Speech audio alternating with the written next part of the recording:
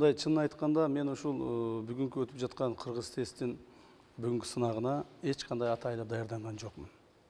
Себеби дегенде эч кандай бир литератураны деле окуган жокмун. Эч кандай атайлап бир кайсыл бир чыгармаларды окуп даярданган деле жокмун. Себеби дегенде кыргыз тили мен үчүн жат тил эмес, мен үчүн эне тил, мен үчүн ушул жүрөгүмдө жазылып калган тил.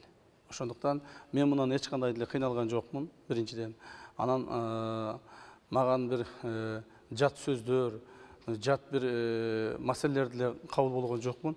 Баарын эле билдим, баарын эле көрдүм.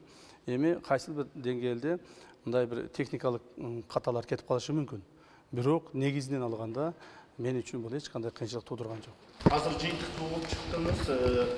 Канча болуптур ошону боюнча айтып берсеңиз? Негизинен 83 балл болуптур. Толук койдум. Ошо.